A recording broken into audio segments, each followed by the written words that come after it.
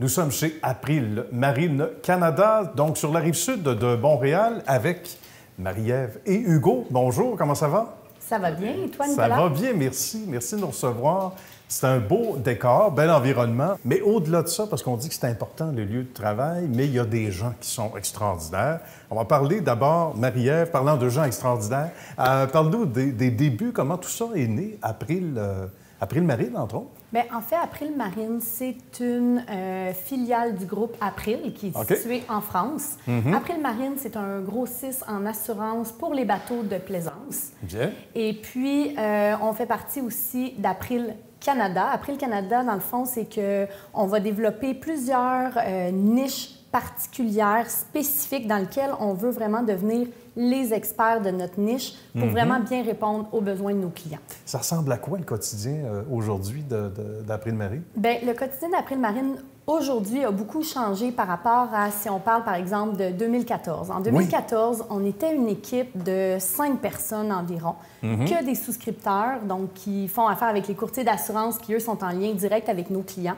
Aujourd'hui, on a voulu vraiment faire évoluer ça, innover.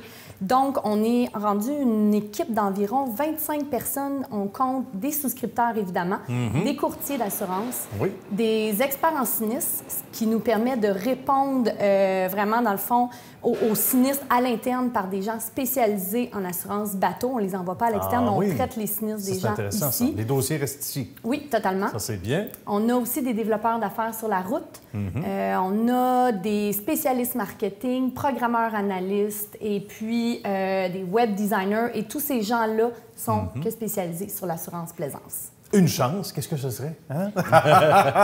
On disait ça avec Hugo. Puis Hugo a eu, évidemment, le coup de foudre pour l'entreprise aussi. Parle-nous de tes débuts ici. Qu'est-ce qui a été pour toi le déclic, là? Eh bien, moi, j'ai commencé avec un contrat en tant que souscripteur. Je n'avais aucune expérience en assurance ni dans le bateau.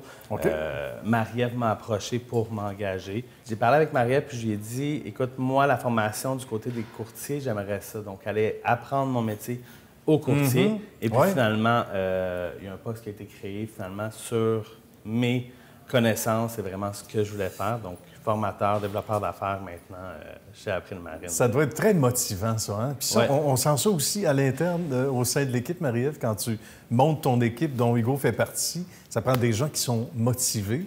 C'est un challenge qui est intéressant parce que certains vont dire de l'extérieur, le domaine de l'assurance, est-ce que c'est... on a plafonné à un moment donné, on fait toujours la même chose? Non. Non, pas Apparemment du tout. que non. Non, pas du tout. Puis, c'est ce qui est intéressant, premièrement, avec les gens qui sont ici. Ils ont la possibilité d'évoluer avec leur talent à eux. Par exemple, moi, je suis rentrée ici comme étudiante, tout simplement. Donc, j'ai passé plusieurs rôles. J'ai commencé comme assistante, j'ai été courtier, j'ai été scriptrice. J'ai été chef d'équipe, directrice des opérations avant de devenir directrice officiellement d'April Marine en 2017. On fait le tour du jardin, pas mal, hein? Oui, donc, mais ce qui est intéressant, c'est qu'on le voit avec les parcours qu'on a, c'est que différentes personnes chez April peuvent gravir les échelons de cette façon-là. Donc, c'est super intéressant pour les employés à l'interne. On s'implique beaucoup dans la communauté aussi. Et ça, c'est pas rien. Puis monsieur ici, le jeune homme en sait quelque chose. Parce qu'April Marine a décidé, et ça fait déjà plusieurs années, de s'impliquer, de mettre son pied à terre, comme on dit, et d'aider son prochain. L'implication communautaire, ça ressemble à quoi ici? Exactement. Donc, April Marine est le partenaire principal d'un OSBL, donc un organisme sans but lucratif, anciennement connu sous le nom du Regroupement de plaisanciers du Québec, maintenant qui est le Club April Marine. Parfait. Donc, le Club April Marine est la plus grande association de plaisanciers au Canada. On a 3 axes, finalement.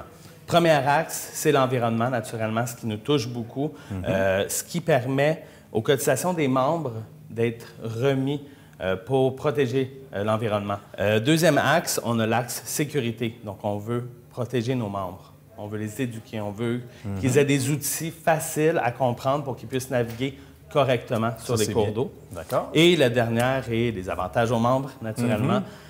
Donc, on a un magazine qui sort 2 à 3 éditions par année.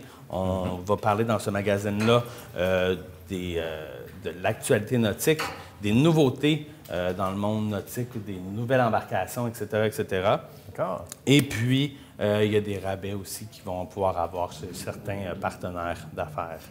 Ça doit être excessivement valorisant pour quelqu'un, d'abord comme toi, Marie-Ève, et Hugo aussi. On peut vous entendre tous les deux là-dessus, mais de voir à quel point cette entreprise-là a grandi d'une façon assez spectaculaire ces dernières années. Hein? On s'est diversifié, on plaît à encore plus de gens. Ça doit être très gratifiant. Bon, dans le fond, nous, notre but, c'est d'innover tout le temps, constamment, pour non seulement répondre aux besoins des clients qui sont les plaisanciers. Donc, on met vraiment le plaisancier au cœur de nos innovations. On sait aussi qu'un propriétaire d'un cruiser, d'un bateau de pêche, d'une motomarine n'ont pas nécessairement les mêmes besoins. On va venir adapter notre produit d'assurance en conséquence. Exemple, on a un produit spécifique pour les bateaux de pêche qui va permettre de venir assurer l'équipement de pêche spécifiquement. Et puis, on ne veut pas axer seulement non plus sur la partie assurance. Nous, on aime dire April-Marine de l'assurance, mais pas que. On essaie d'offrir des services de plus à nos plaisanciers. Et c'est là qu'on veut développer, c'est là qu'on veut se différencier. On veut aussi se digitaliser beaucoup, on veut digitaliser notre offre. Pour les courtiers d'assurance, parce qu'il ne faut pas oublier que c'est avec eux qu'on travaille. Donc, on leur fournit un système de souscription d'assurance bateau à eux, qu'ils peuvent utiliser avec leurs clients. Et aussi, on essaie d'offrir à nos clients des outils digitaux, comme par exemple les soumissions en ligne qu'ils peuvent faire facilement, des sites web interactifs et tout. Ça facilite l'opération là, pour pour l'ensemble de la clientèle et tout ce beau monde. Bien, ça a été un plaisir. Je sens qu'on pourrait poursuivre ça. Hein? Marie-Ève et Hugo, ça a été un bonheur. Merci de nous avoir reçus aujourd'hui. Bonne journée. Merci. Merci.